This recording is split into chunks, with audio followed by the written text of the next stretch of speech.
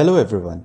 Welcome to the PMFME podcast, a platform where we have conversations about ideas, innovations, and trends in the food processing sector that can truly help micro food processing enterprises, self help groups, farmer producer organizations, and cooperatives to become Atmanirbhar, which is the fundamental idea behind the Pradhan Mantri Formalization of Micro Food Processing Enterprises Scheme, also known as the PMFME scheme, launched under the Atmanirbhar Bharat Abhiyan by the Ministry of Food Processing Industries, Government of India.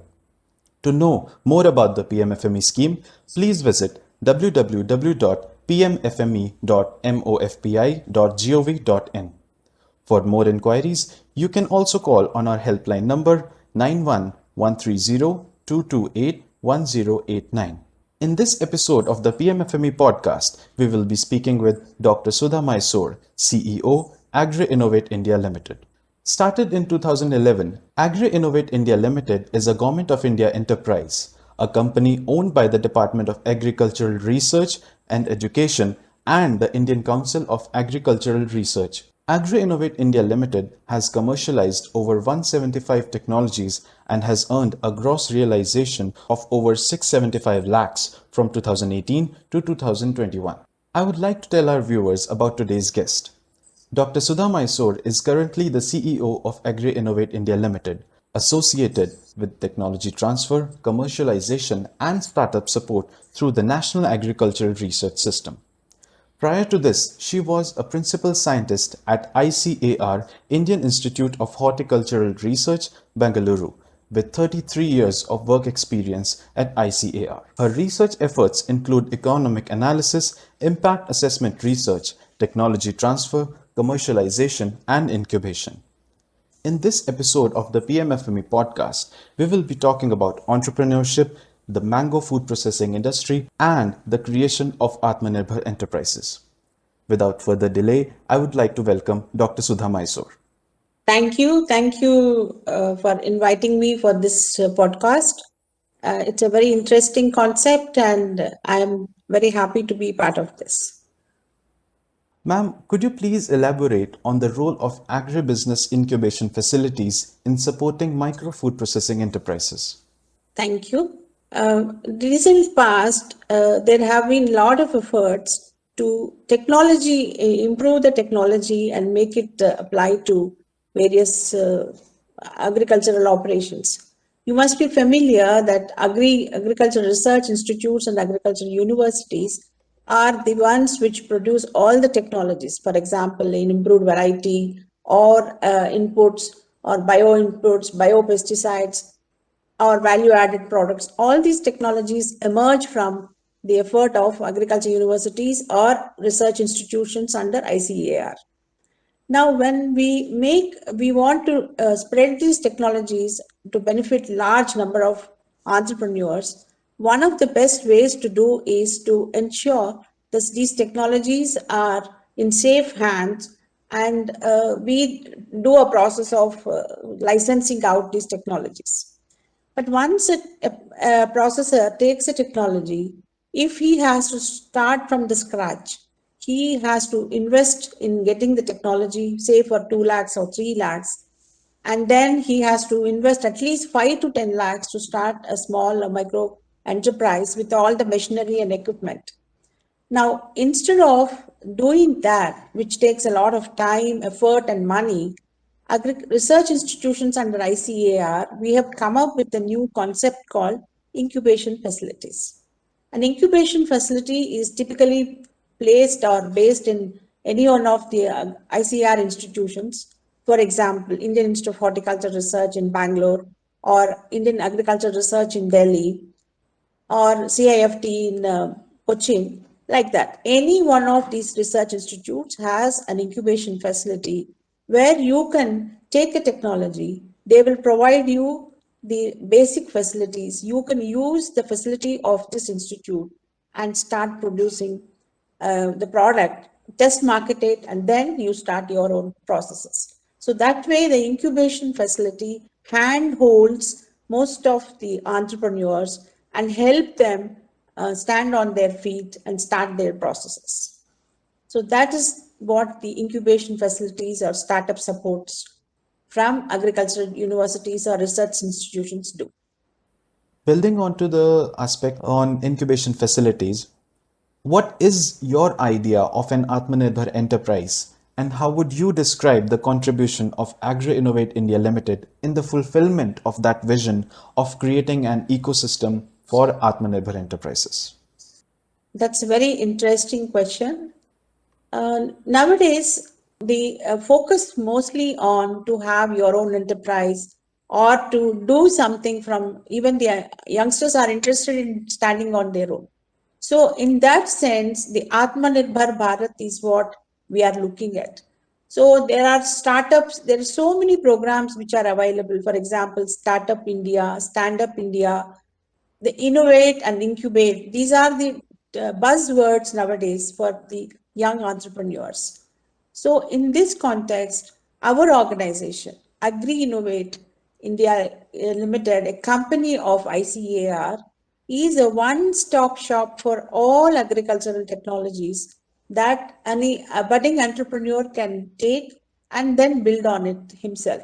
See, if you have to start from the scratch and start innovate and then test it and then bring it to the market, it will take a long time. Instead, you have time-tested products which are have all the regulatory compliances and it is market ready. For a simple small fee, you can take it and then start processing, producing it. According to you, what are some of the challenges often faced by micro food processing enterprises when it comes to setting up of a food processing unit or managing day-to-day operations? Starting up a micro food processing industry is not a simple task. First of all, most of these institutions, as you very well know, are in the unorganized sector. So they have a problem of innovation, they have to face a problem of investment, and then processing. When you talk about processing, the fundamental issue is that it is a very short time proposal. For example, let me explain it to you. If you take mango processing, you can run the mango processing unit only for 2 or 3 months. If you have established a full-fledged unit and you have to run the entire day-to-day operations entire year, it is not possible. Because unless you have a different line, for example, you also should have a citrus processing line or tomato processing line, multiple lines are there, only then it becomes economical for anyone to run the unit. So this is one of the major problems this micro processing units face. Second problem I feel is that there is a lack of innovation, there is lack of investment, they're not sure of the market. So many problems are there for the micro processing enterprises. Could you please give us a broad understanding of the mango processing industry and tell us about interesting trends that you have observed over time in this industry? As all of us are very well aware, mango is one of the important crop in India, and India is the largest producer of mango in the world. We almost account for about 25% of the entire mango world mango production.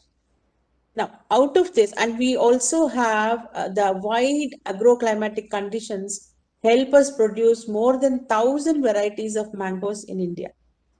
But when you see most of this is consumed fresh, and only 7% as of now is gets processed, and even that if you see Alfonso mango, Totapuri, and Chausa, or maybe one or two varieties are the only ones which are popularly consumed by the processing industry.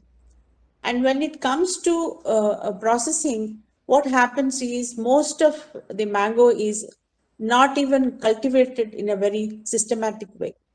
Mostly these growers are absentee landlords. They have a huge farm and they just sell the entire crop to pre-harvest contractors, and they very rarely take good care of the orchard. And so the entire produce is sold before it reaches the market even.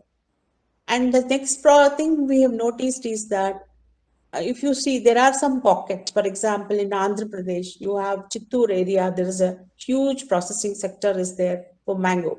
Similarly, in Karnataka, if you see, There are some areas like the Kolar region or Srinivasapura is a big mango belt where mango processing takes place.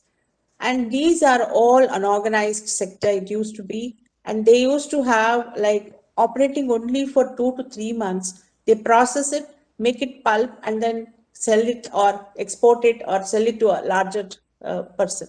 In the recent past, what has happened, I am noticing is that the huge brands have come into play into this processing. So even if the processing of mango, which takes place, the pulp, which is goes largely to exports or into making into juice, jam, other products, is also in the hands of some of the very big names. For example, Real or ITC or big brands are coming in, and thus they are taking the huge share, and the unorganized sector is left very much high and dry. So this is one of the trends that we are noticing. The second thing is about mango processing is that there are not many new products that are there. So we keep talking about juice, jam, some of those products or pulp, and these are largely operated by the big players. Now there is nothing new that is there in the market, whereas if you see outside other countries, for example in Philippines or in Thailand or in Vietnam, you have this osmotically dehydrated products which are very nutritionally very rich, and they have a shelf life, and they are very easily converted into a processed product, and which can be stored and also sold throughout the year. So these are some of the trends that we are noticing which are not yet picked up very much in India. The other point I would like to stress is that despite so much of mango cultivation in India, we still don't give importance to beautiful or very nutritious and tasty varieties which are indigenously popular in a particular area. We just neglect them, or there is no market, there is no support. So some of these varieties are almost lost. So there have been efforts in the past to revive these varieties and create a market for these varieties from various projects. Government of India and also UNAP Jeff project was there, where we tried to locally save these varieties and help them come back into the market. So these are some of the trends that we are noticing.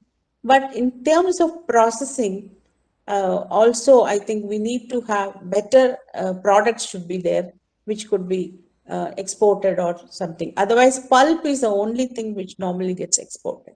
The ability to adapt and innovate with time determines the fate of any enterprise or an organization. Could you please cite some examples of such innovations by Agrinnovate India Limited in the domain of processing technology and value addition, especially for mango based products?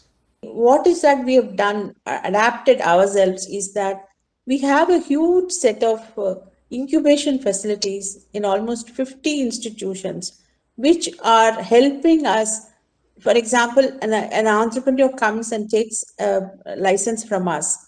He can always join any one of these incubation facilities and take advantage of this facility and produce it as an on-site incubator and improve his market, make sure that he is able to market it, then start his production. For example, I'll take an example of one of the institutions in IAHR, Indian Institute of Horticulture Research, Bangalore. It has come up with several products, especially in mango, not just in processing. If you take mango cultivation as such, starting from new varieties till bio inputs and also value added products, one of the things that we have been trying to promote is that it's better that you take care of your crop properly. So simple thing is that something called crop specific micronutrient formulations. These are one technology which is very popularly commercialized from IIHR.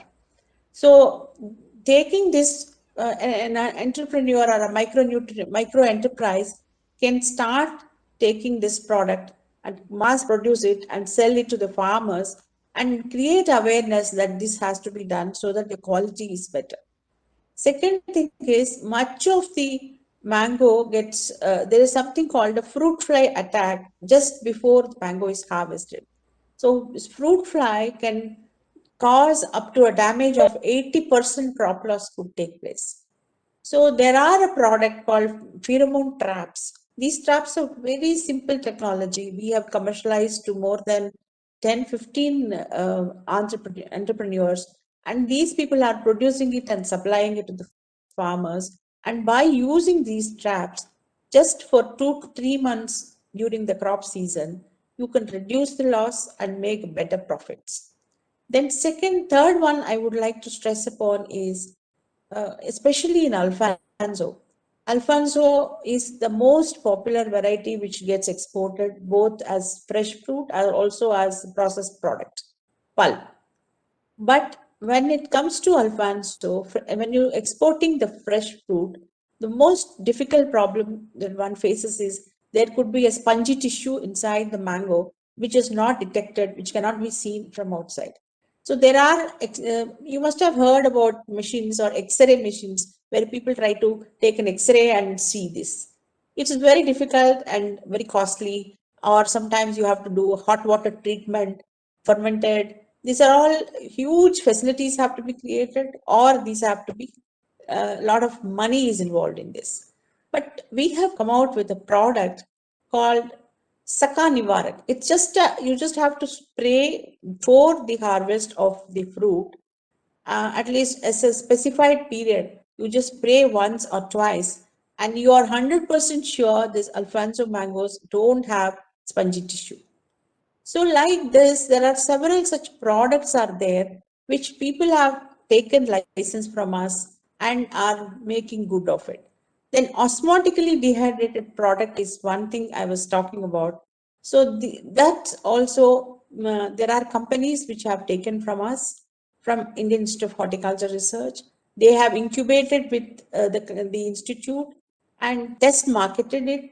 Once they are confident that it is going well, then they started their own companies and they are doing extremely well.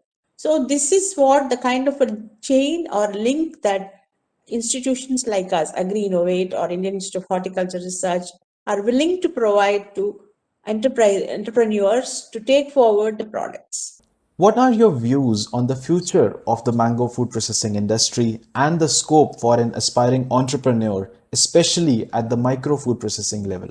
In my opinion, the micro food processing industry, especially in case in mango or anyone who wants to aspire to get into food processing sector, I would advise them is that you should always have more than one crop or one processing line you should have to start with. Second thing is it has to be placed close to the production centers. And if you have it somewhere in the main city and you expect the produce to reach you, that's not going to happen. You need to have a back linkage with the farmers and make sure the quality, the kind of requirement that you need is taken from the farmer's produce, and then you start processing it. And if this is done by an FPO or a micro processing enterprise with the support of organizations like institutions like us or Agrinnovate or other institutions, I think that is the way forward they can go. The second point I would like to stress on is that they have to look at innovative marketing methods or ways of marketing the products in an innovative sense. For example, I like to stress is that see in railways, you could be giving when the food is served, mango juice or mango based products could get into the railway line. So that will be a sustained demand is there. You see that happening in airlines.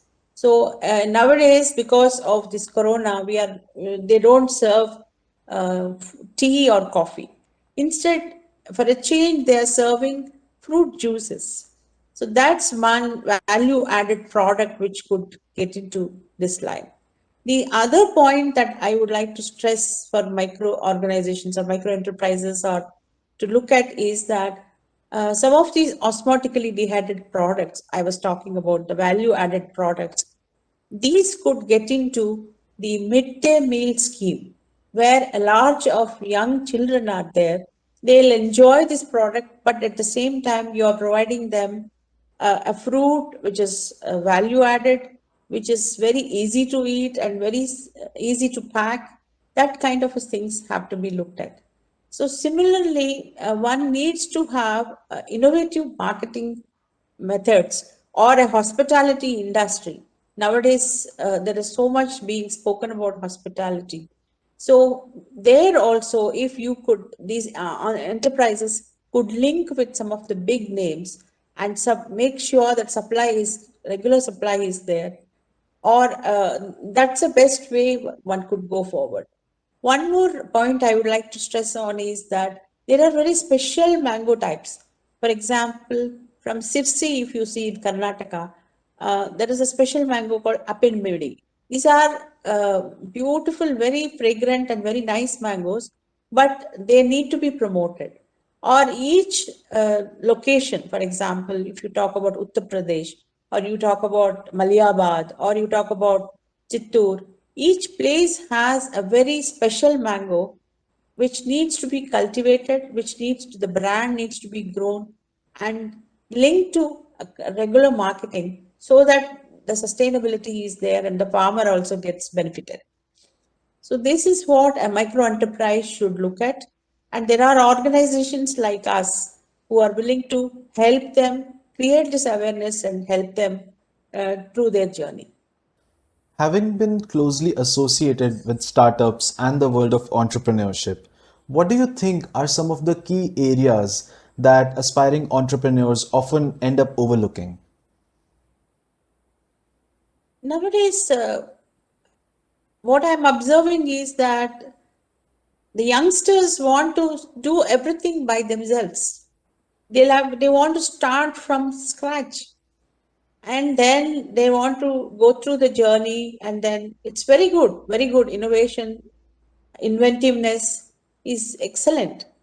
And there are so many schemes. For example, you have RKBY scheme, you have ICRs, other schemes are there, or BIRAC gives seed funding, and venture capitalists are willing to support them. You have grand challenges, and they participate and they win, and they want to take it forward.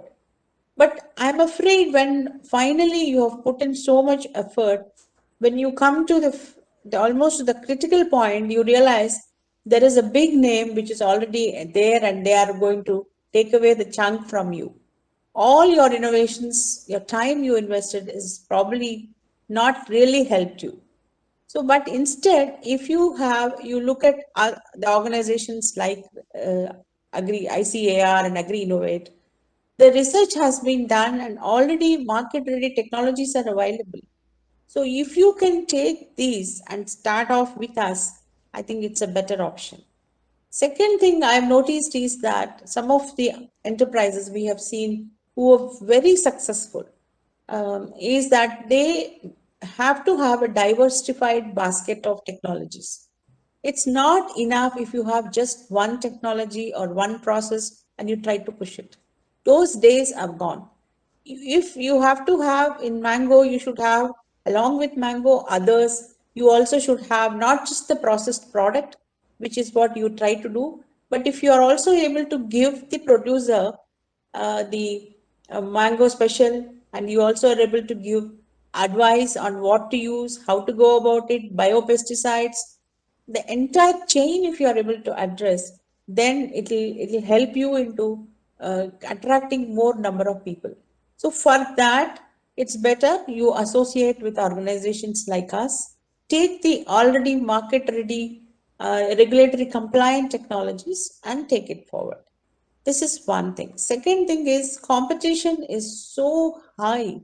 I think many times the young entrepreneurs or others overlook that what how to keep innovating and keep themselves abreast with what is happening in the world. And my final question to you would be, according to you, what are some of the key areas that micro food processing enterprises need support with? And how do you think the PMFME scheme would be able to support them in those areas?